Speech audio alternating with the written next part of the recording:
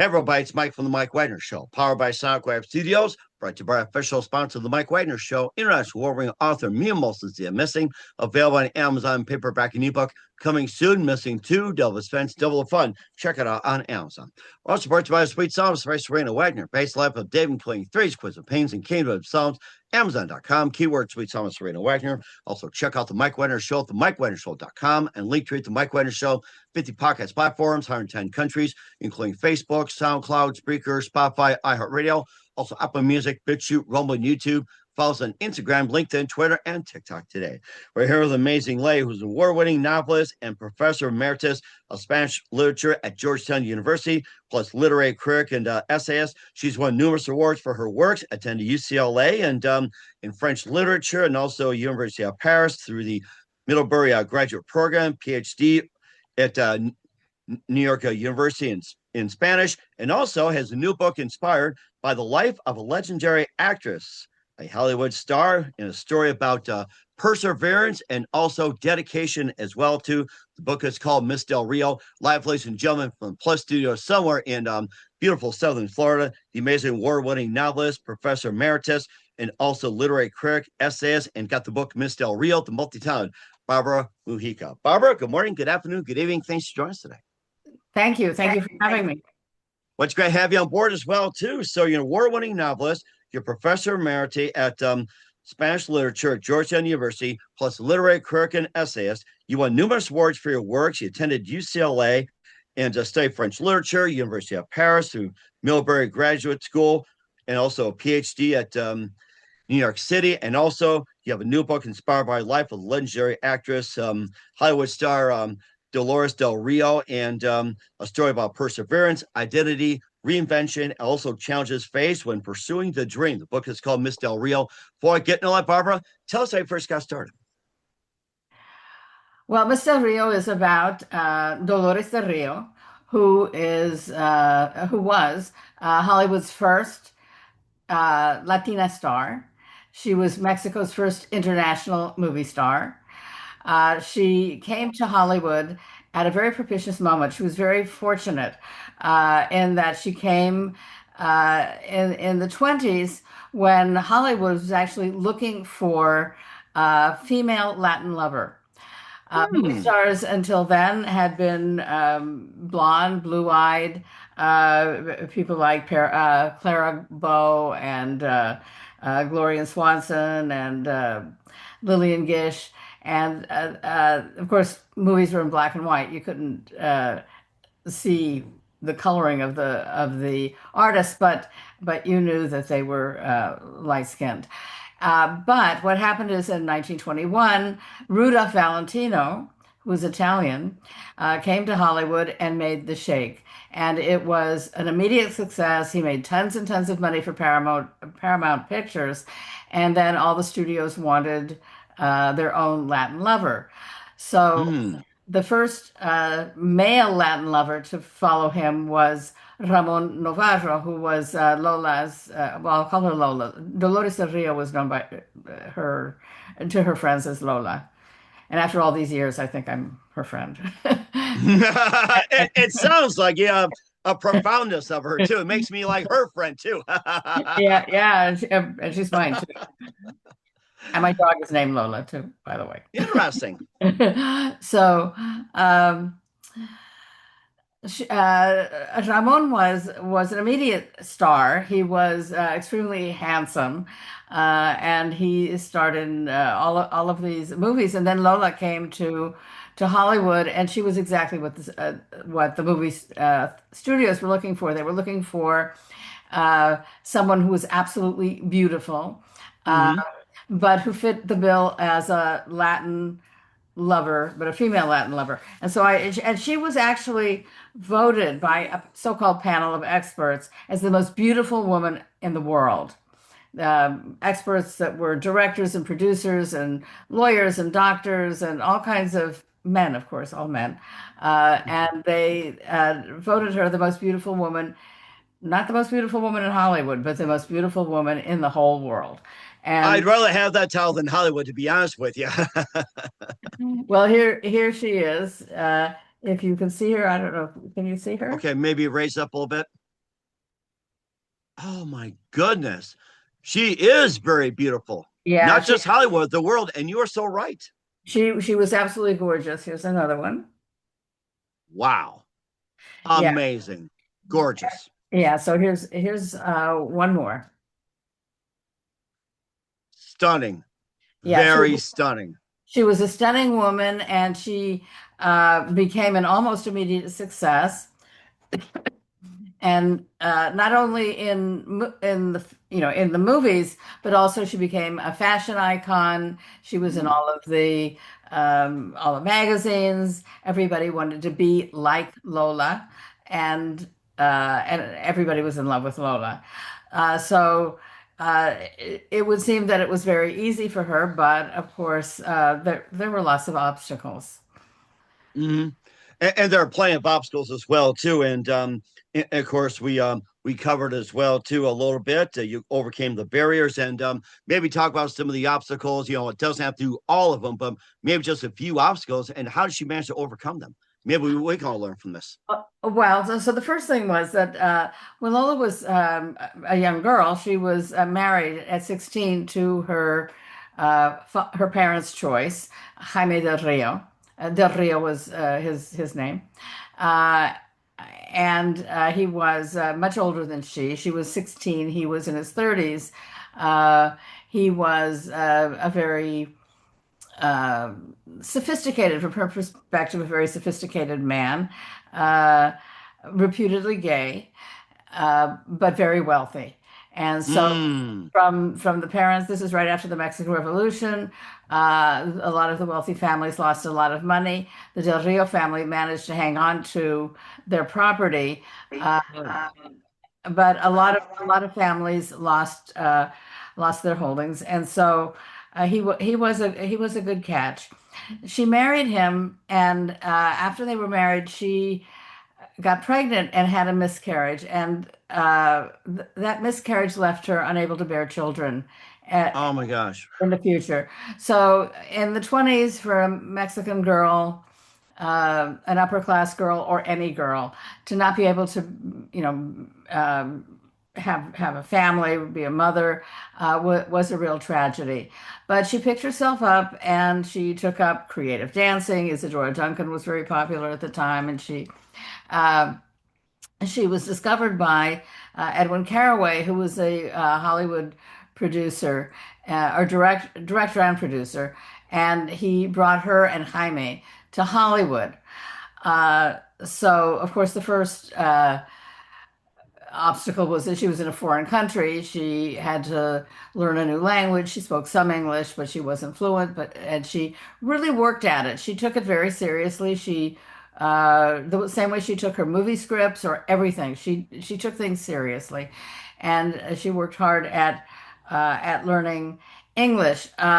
She really didn't need it to act because movies were silent in those Hmm. days.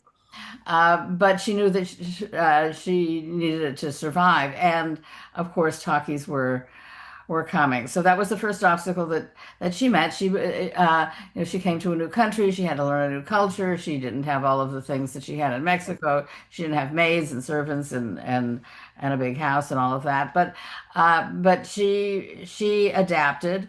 Um, and then she was quite successful, but in 1927, talkies were introduced, and that was a big obstacle for a lot of Hollywood people, because a lot of them didn't have voices that really fit their screen persona. They didn't have good speaking voices, or some of them, Charlie Chaplin, for example, stammered. He never wanted to make talkies. Eventually he did, but he resisted because he didn't feel comfortable talking Mm. in front of the public. So uh, Lola got by that very cleverly by always playing foreigners. She made her accent work for her. She played Mm. uh, she played French women, she played Russians, she played a Brazilian, she played whatever foreigner she could, and the American audience at that time was not so discerning when it came to accents.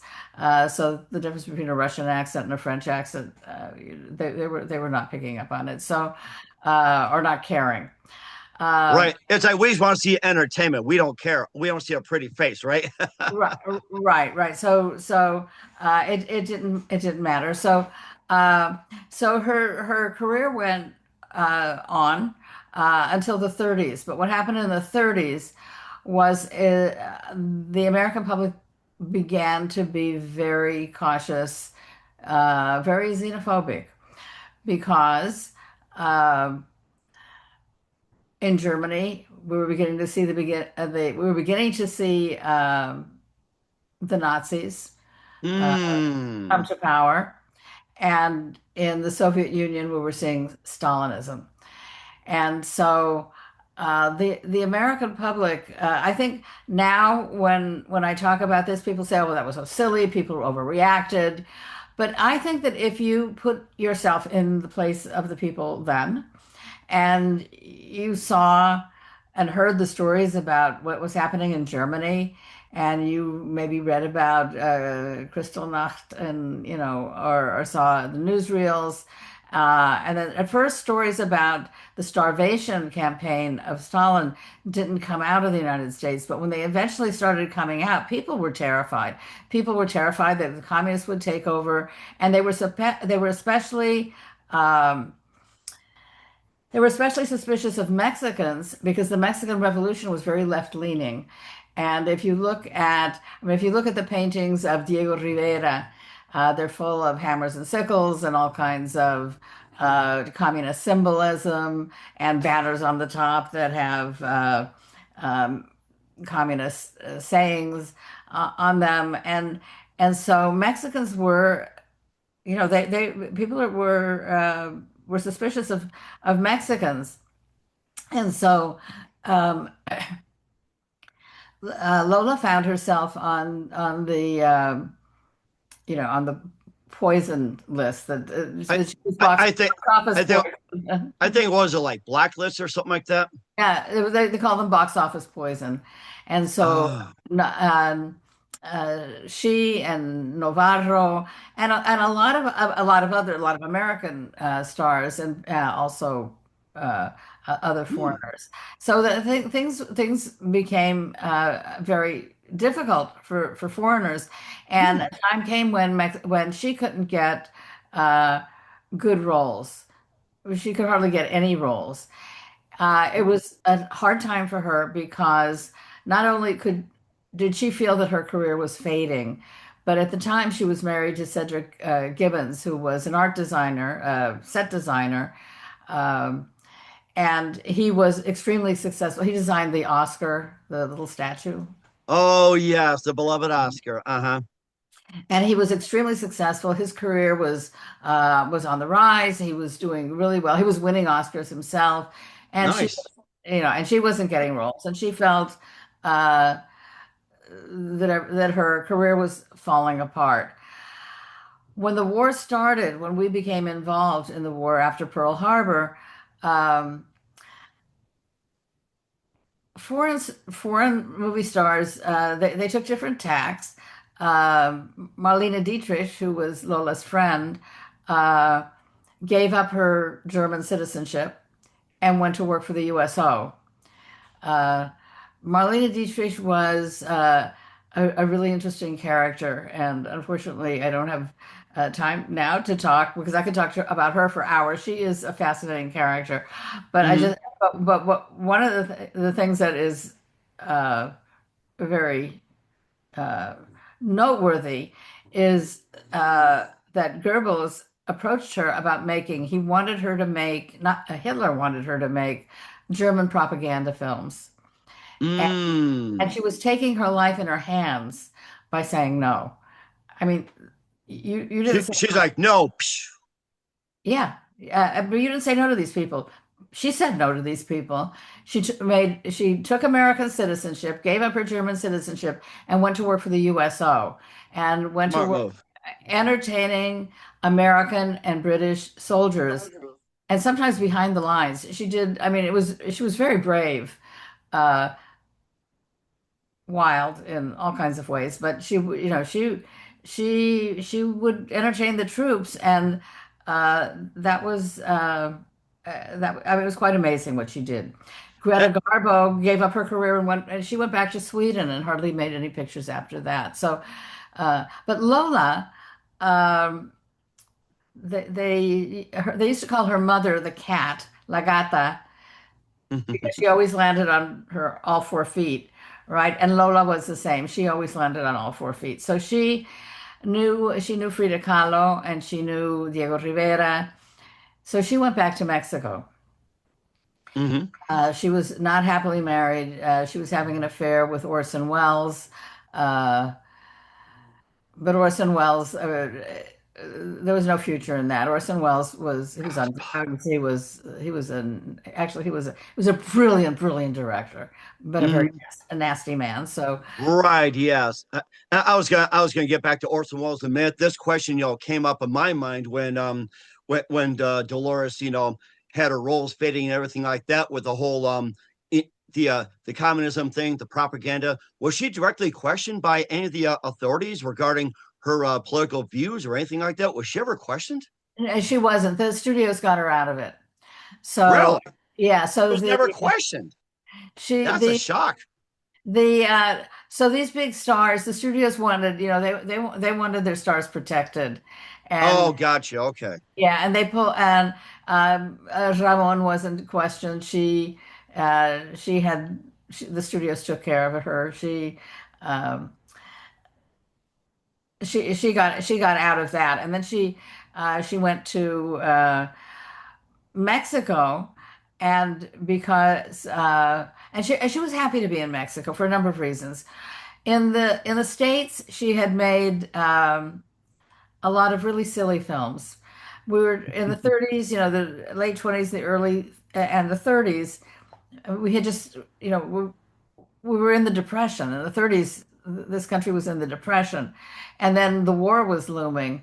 People wanted escapism. They wanted to laugh. They wanted Hmm. entertained. They wanted funny films. So, I've seen her films.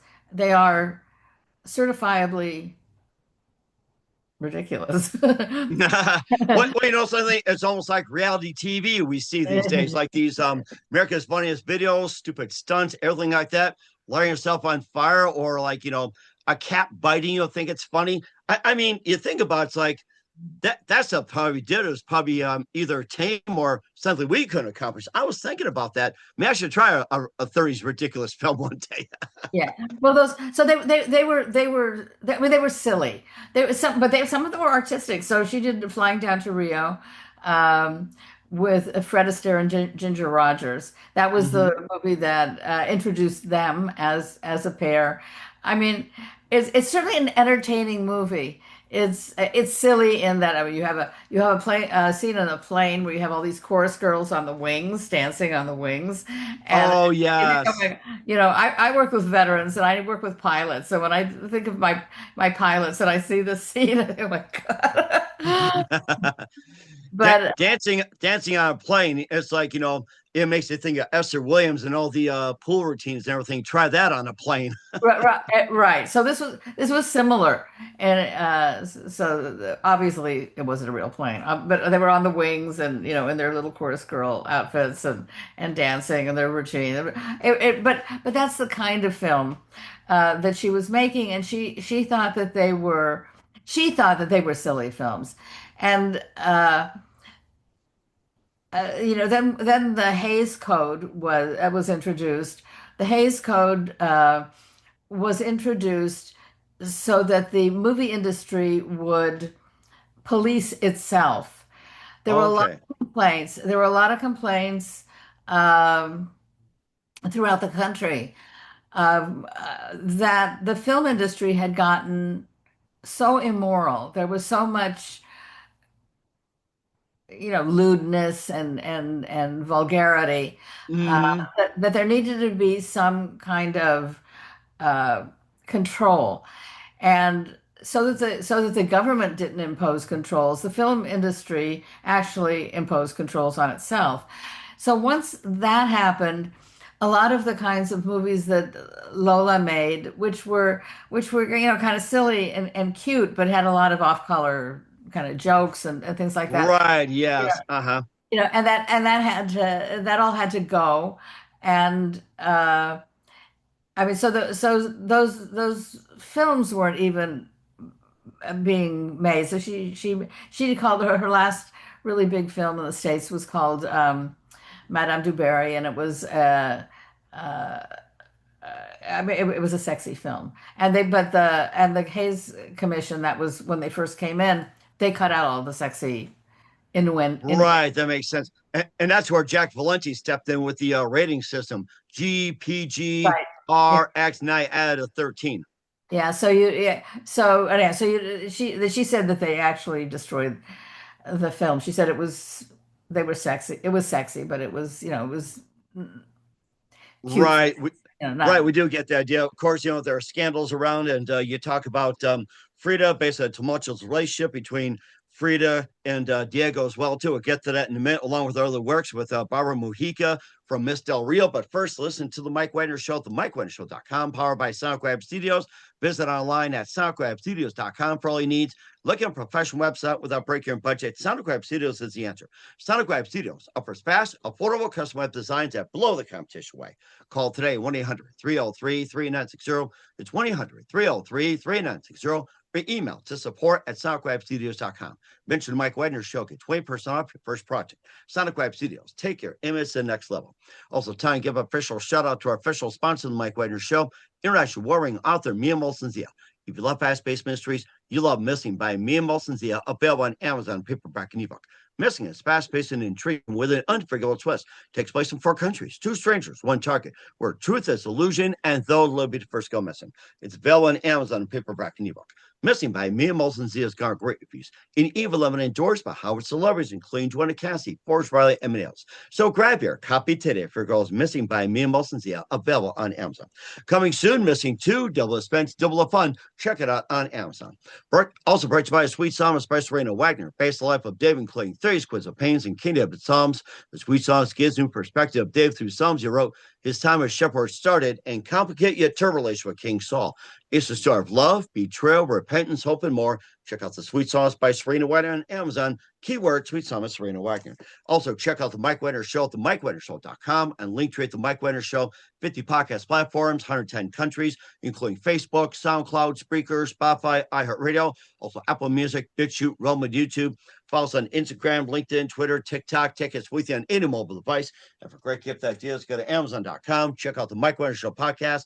T-shirts, pop sockets, throw pillows, tote bags, hoodies, makes great gifts 24/7. Go to Amazon.com. Check out the Mike Wagner Show podcast. And for more great gift ideas, go to Amazon.com/Mia Molson Zia for great books, merchandise, and more. And support the Mike Wagner Show on Anchor FM, PayPal, the Mike Wagner Show, and also subscribe on Spotify, YouTube, Spreaker, or your favorite podcast platform today. We're here with the amazing multi-talented award-winning novelist, Professor Emeritus of Spanish Literature at Georgetown University, Barbara Mujica, here on the Mike Wagner Show. We cover the book Miss Del Rio. We also had some books like I Am Venus and Managing Iraq Stories, Sister Teresa, but you have a book called Frida. Let's hear about that. You've got some breaking news for us as well. Right. Okay. Well, Frida is about Frida Kahlo. It was my first big novel. I had a novel before that, but it was published by a small press, and it didn't. Uh, uh, it got really it got really good reviews. But Frida has been published in 18 languages, and the latest language is Portuguese. It was published just a few days ago in Portuguese. Oh, can you bring up a little closer here? Oh, that's beautiful. Very beautiful. Yeah. So yeah, and the original in English, they're all of my books are available on Amazon. So you're Okay. okay. That's So amazing. yeah, Yes. so Amazon or Barnes and Noble or directly from the publisher. But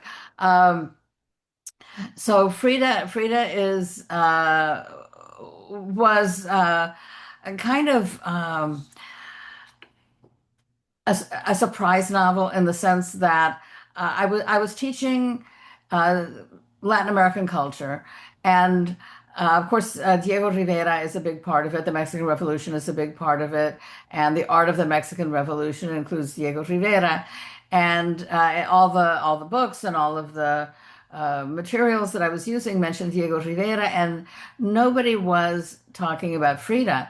And at that time, uh, Rivera's, Hayden Herrera's um, biography of Frida Kahlo came out, and when I read it, I thought, this character, this person would make a wonderful character. Uh, so I was teaching full time, and I was writing as much as I could. But when I had a family, and I was teaching a full load, and so I was doing all the things that professors do. People basically think the professors go in and teach their classes and go home and do nothing else. But that's what my students used to think. They used to, That why well, didn't you? Mike, everybody thinks like Yeah, that. why didn't Everybody. Thank you, social media. yeah. Well, why don't get our papers back? What do you have to do except teach us? But of course, there are endless committee meetings and uh, papers to correct, and then PhD thesis uh, to direct, and just loads and loads of things that have to be done. So I was kind of doing it in bits and pieces, but then one summer I went to a uh, writers conference, the Aspen Writers Conference, and I met an agent, and he said, and I showed him parts of the book, what I had done, and he said, "Oh, this is really good. I really want you to finish it."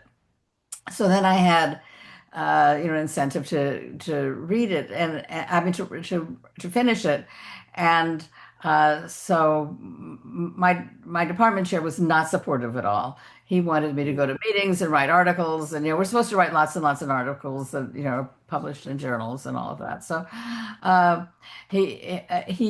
but I said I have to finish this novel. So I finished the novel, and I sent it to the agent, and he said I'm not even going to consider this because I mean this was 20 years ago, right? He said because we already have a Spanish last name on our list. Hmm. And that was what he wanted, just one. So I actually was not upset because I thought, okay, now the novel is done, and uh, and I will send it to agents. And so I did send it to an agent, and she got it. She got it published almost right away. First, it was accepted Uh, by a German publisher, then by a Spanish publisher, and then by an American publisher. But wow. yeah, it came out right away, and it came out in 18 languages. The other thing that happened that was an incentive to get this done was I had gone to, there was a lot of bickering in my department, a lot of fighting, and there was actually a lawsuit in my department.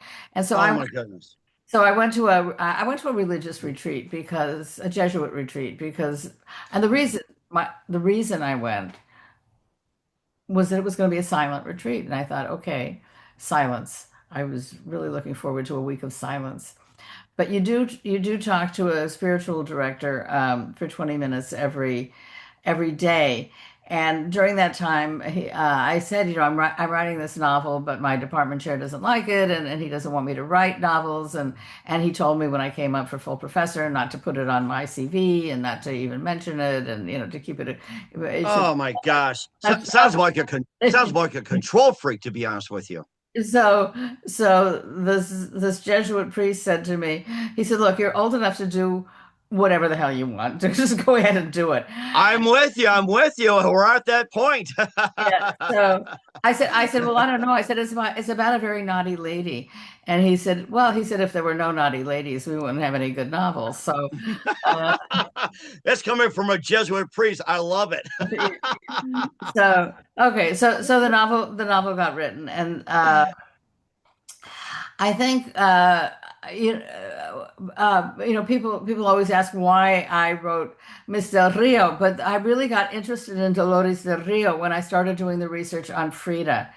Frida was a very I think she was a very insecure person. She had polio as a child, and then she was in a bad accident as a teenager that left her uh, limping. Well, the polio. She was limping because of the polio, but then she had this bad accident and left her sterile, and she needed to attract attention. She always had to be the center of attention. She always had to um, use vulgar language and say brazen things and dress in an unusual way. Uh, People say, well, she wore those long Tijuana dresses to cover up her orthopedic shoe because she limped, and I think that was certainly part of it in the beginning. But afterwards, uh, I think she liked dressing differently because I think it really uh, drew attention to her, and she had all these fancy headdresses uh, and exotic jewelry and all of these things. And but she was very vulgar. She loved to use vulgar language. She loved to draw vulgar pictures. Uh, she would go to somebody's house in the United States, and on the way out, she would say something like "go to hell" or worse. And then when the woman was totally mortified, she would say, "Oh, I thought that meant good evening in English." What? Oh my goodness. Wow. So I mean, that was she and Diego Rivera. They love to do things like that. Lola, who was her friend and who was painted by Diego Rivera, was completely the opposite. Lola was elegant, uh, decorous. She had a great deal of respect. She was sophisticated. She dressed in a sophisticated way. Uh, she drew attention to herself because she was beautiful and well spoken, Hmm. not because she was vulgar. And I thought that the contrast was interesting. But Frida was an interesting character also because uh, having suffered so much physically, she was absolutely fascinated. She wanted to be a doctor. She had originally wanted to be a doctor. Okay. Hmm. Uh, and then there are all kinds of political problems that arose in Mexico after the revolution, and there were all these protests in the streets, and it wasn't safe. And she was just recovering from her traffic accident, and she was not able to go back to the university, and so that's when she took up painting. But at that point, she couldn't continue with her medical studies. But she was very knowledgeable about the body, and she was fascinated with her own. And if you look at Frida's paintings, she has one self-portrait after the other, and she actually chronicles in painting her own physical degeneration. Uh, Mm. she becomes more and more incapacitated. She has to wear this horrible corset to hold her back Oh straight, my gosh. and it was very, very uncomfortable. And towards the end of her life, she developed gangrene in one of her legs and had to have it amputated. Oh my goodness. I mean, so this is a woman who really uh, did suffer. And she managed to convert her suffering into something positive by painting and Okay.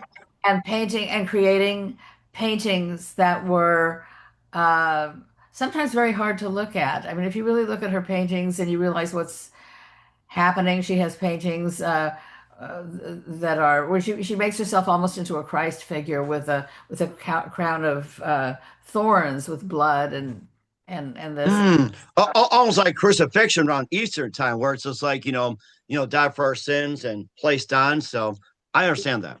Yeah, yeah. And so, and then you see her towards the end of her life, she was divorced from Diego. Then they remarried. But at the time when she was separated from Diego, she painted this painting where she's cut off all of her hair. He loved her hair, so she cut off all of her hair, and she's wearing a man's suit, and she's in a desert, and she's completely abandoned. And her paintings often show loneliness, abandonment. She had a number of miscarriages. She actually painted her own miscarriage. Oh She, my gosh. you see, uh, uh, she's got a painting called My Birth, and it's her birth. She's being born, so apparently the it's kind of ambiguous. The person, the woman giving birth is her mother or is it herself? But anyhow, you see the woman with her legs splayed and the baby coming out, but the baby is dead, and there's blood all over the place, and there's all these symbols of death all around, and everything is empty. And she's lonely, she's frightened, she's uh, depressed. She's just had a miscarriage. Uh, Frida, she on the one hand, she was annoying. Hmm. I can understand this. The narrator of this story is Frida's sister, um, Okay. Christina. So when I started writing Frida, I was looking for a way to tell the story. I started telling the story just in the third person, and I felt I wrote a number of chapters, and I just felt it wasn't working. What I really needed was it was turning into a biography, and that was Hmm. not what I wanted. And what I really needed was a narrator, somebody who was close to Frida, who was with her almost all the time, and who loved her, but also was affected by her moods and her she was very manipulative and by her manipulations. And Christina, her younger sisters, they were almost they call themselves the twins because Hmm. she was only 11 months younger. Uh, would have been that person. So, and the other good thing about Christina is that she didn't write anything and she didn't Right. talk much. I mean, she didn't leave anything, so that's good for the Hmm. writer because the writer then can invent her because she didn't say anything. And Frida always said that Christina was dumb, but in the book, she's not dumb. She's very observant. Uh, Hmm. and so the idea is that Christina observes what is uh, what is happening and what's happening to Frida and comments. But and I used a similar technique in Miss Del Rio with an unreliable narrator. Uh, a person, in one case it's a sister, in another case it's a beautician, the stylist, Hmm. is Frida Mara's Lola's hair. Um, when you're doing biofiction, that is, you're writing fiction about a real person. My feeling is, and not all biofiction writers feel the same way, but my feeling is that you have to be really careful and Right. not try to play God with your characters because you don't really know what they were thinking and feeling. You, Exactly. you are observing them from a distance and often a distance of many years and a different culture and a different context and a different world. Hmm. And so you have to realize that you don't know everything. And the way that I have dealt with this is to invent a narrator who is not completely sure of her own narration. And so Christina will say about Frida, she'll say, this is what she said. Uh, Well, that's what I remember her saying, but I'm actually Hmm. maybe not sure that that's what she said, or that's what she meant, or I think that's what she meant, or I'm not quite sure. So that what that does is add a layer of subjectivity Hmm. to the narration so that the reader knows that what he or she is reading is filtered through somebody's mind, Hmm. somebody else's vision, Or point of view or something like that. Yes. yeah, Yes. a point of view, somebody's point of view. That I'm not pretending to be. I'm not pretending to be Frida, and I'm not pretending to be Lola. I'm observing these characters from a distance, and one of the things that I have learned to do when I'm writing these books is ask myself, what would be to know these characters? What would it be to live with somebody like Frida, somebody who has temper tantrums and who is so needy and who's always Hmm. wants to always has to have her own way, always has to be the center of attention. But at the same time, you know that deep down she loves you, and Hmm. so um, uh, Christina is very devoted to Frida. She was in real life very devoted to Frida. Uh, Um, at one point, she had an affair with Diego Rivera. Um, was this Christina's fault? Well, of course. I mean, she did it, so I guess it was her fault. But hmm. Diego Rivera was a man who was he was extremely ugly. Uh, if you saw the film, um, the the actor, Alfred Molina, I think, who played him, is much better looking than Diego Rivera. Diego Rivera himself was, he weighed I can 300 imagine pounds. that. He, he was, I mean, he was, he was very, volatile. I mean, he would go into somebody's house and he'd pull out his pistols and he'd start shooting it up, shooting up the walls. And I mean, or he'd have temper tantrums and he was slept with every woman that he could get his hands on. I mean, I don't know how. Oh my gosh. Oof. No, Yes, no wonder she got a little cycle that way too. And yes, and a bit more about Frida and Barbara Mujica in just 1 minute as well. You listen to Mike Wagner Show at the MikeWagnerShow.com, powered by SoundCloud Studios, brought to you by official sponsor of the Mike Wagner Show, international warring author Mia Moses and Missing, the Sweet Songs by Serena Wagner, based life of Dave, including 30 Squids of Pains and King David Psalms, Amazon.com, keyword Sweet Songs Serena Wagner. We'll be back with award-winning author Barbara Mujica of Miss Del Rio and Frida and more after this time. We're back to the amazing author Barbara Mujica here on the Mike Wagner Show. And just a couple of things. What can we learn about Frida and what can we learn about Miss Del Rio and more? Well, I think Books, what I you should say. learn about Frida is that she was a very, and about Dolores del Rio also, is that they were very complex people. So Dolores del Rio, for example, is known for being beautiful. She's known for being an actress. She went back to Mexico and she made very serious movies. I said that her movies in Los Angeles were in Hollywood were trivial movies. But she really wanted to make serious movies. And in other countries, in Germany, the Soviet Union, and then in Mexico, in Italy, and France. But in Mexico, there was a new movement, a new cinematic movement to to concentrate on socially relevant topics. And Hmm.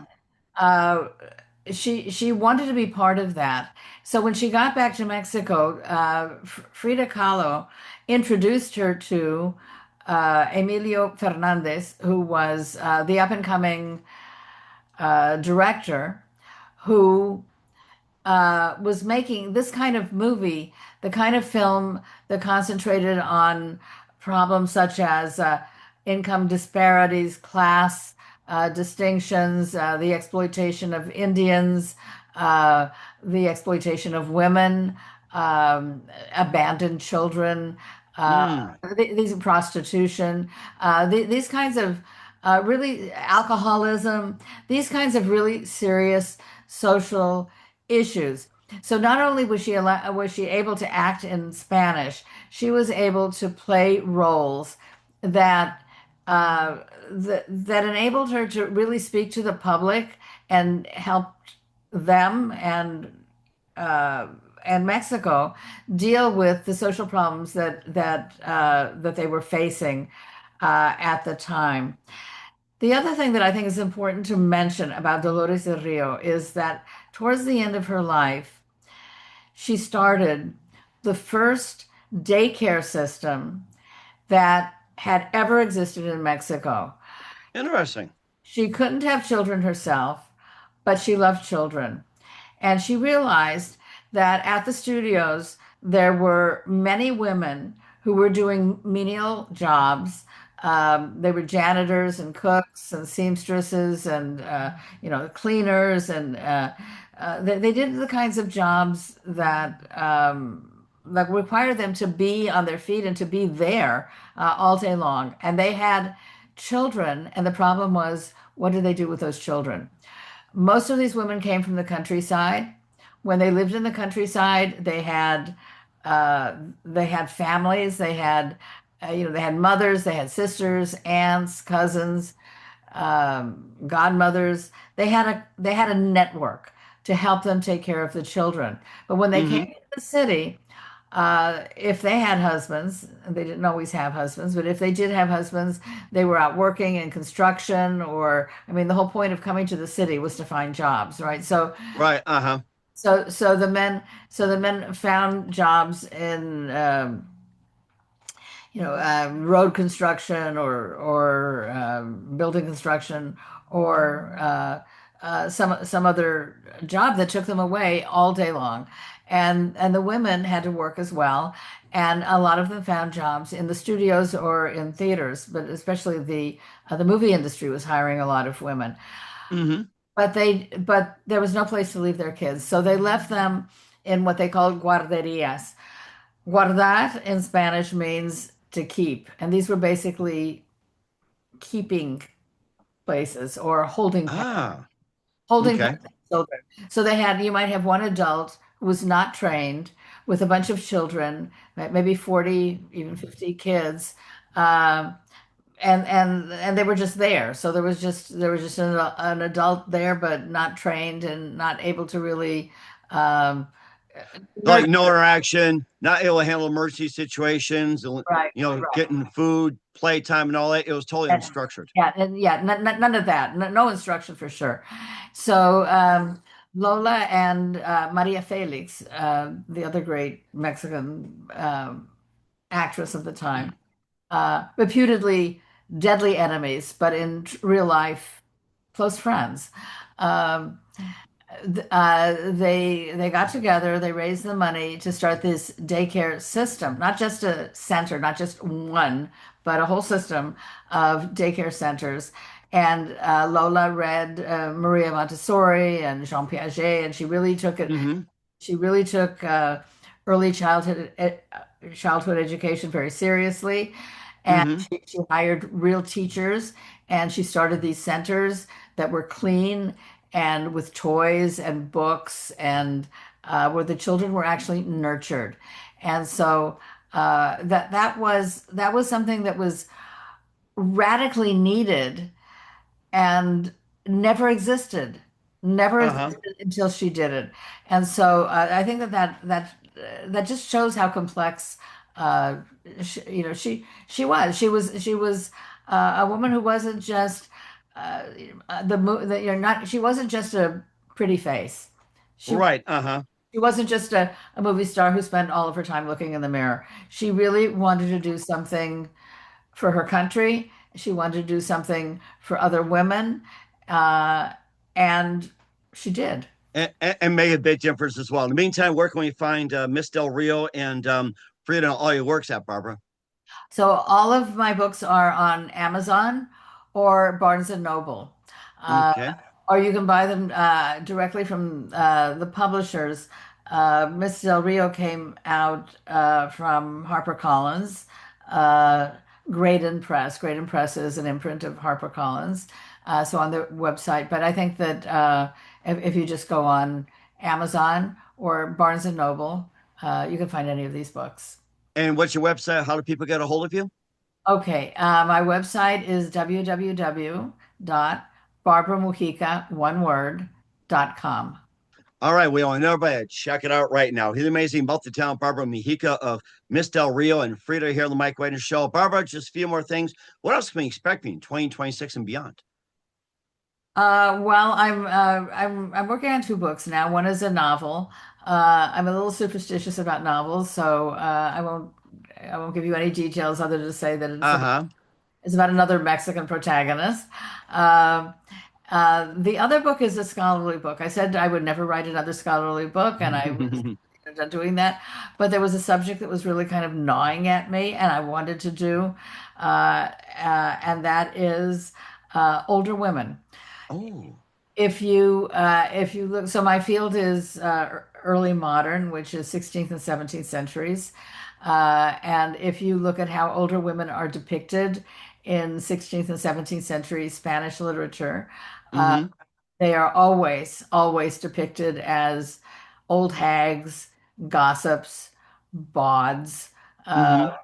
uh, ugly old women who are trying to use all kinds of pomades and makeup to make themselves attractive to naive younger men, so that they can trap them and have these men take care Right, yes. of them. Okay. And we're still looking forward to that as well. Who do you consider biggest influence in the career?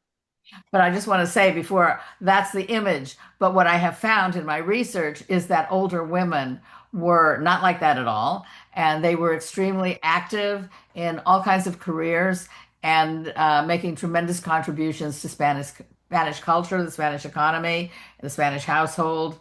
That's what I'm working on now. And certainly amazing as well, too. And who do you consider biggest influence in the career, Barbara? I would have to say Cervantes is the biggest influence in my writing. I've taught Don Quixote. Miguel de Cervantes is, I guess, the best known and most influential writer, Spanish writer of the early 17th century. Don Quixote came out in 1605, the first part, and then again in 1615, the second part. Um and as a writer, uh, and a philosopher and a thinker, Cervantes has really had a tremendous influence on my approach to literature and I think my way of seeing the world. Mm-hmm. I And taught so, Cervantes for decades in English and Spanish, on every level, on the graduate level, on the undergraduate level. I actually even went into an elementary school and taught a class on Don Quixote. Everybody at Georgetown said, "You can't do that. You can't teach Don Quixote to children." And I said, "But who understands fantasy better than children?" And it ex- was wonderful. It was a wonderful experience. exactly. It sounds wonderful as well. I'm ready to read some. And what's the best advice you can give to anybody at this point?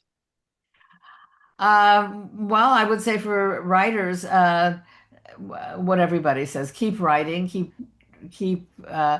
active. My advice to everybody, keep active, stay engaged, don't drop out. And I think at this time, we've got a lot of problems in the world. We've got a lot of chaos. And I hear people say all the time, I don't read the newspapers, I won't watch television, I won't engage with this. I don't want to know what's going on. I just don't want to know. But I think that's a very dangerous attitude to take. I think we need to stay engaged. And I think that's so important as well. You're so right. Here's the multi-talent Barbara Mujica of Miss Del Rio and Frida and more here on the Mike Wagner Show. Barbara, very thank you for your time. You've been absolutely amazing. Learned a lot from you. Looking forward to having you soon. Keep us up to date. Keep in touch. Laugh at you back. What's your website? How do people contact you? Bring people purchase or check out your books? Okay, people, so they can check my website, www.barbaramujica.com. They can go on Amazon. They can go on Barnes and Noble. And they can look. Miss Del Rio has her own website. It's Miss Dash Del Dash Rio uh, .com. So www.miss-del-rio.com. And that has a lot of information about Dolores del Rio. It has pictures, it has um, information about events and readings and different things like that. Um, and it also has uh, an email address, so you can contact me. All right, we'll certainly do that as well. Once again, Barbara, very big thank you for your time. You've been absolutely fantastic. Looking forward to having soon. Keep us up to date. Keep in touch. Laugh, have it back. We wish you the best. And Barbara, you definitely have a great future ahead of you. Thank you very much.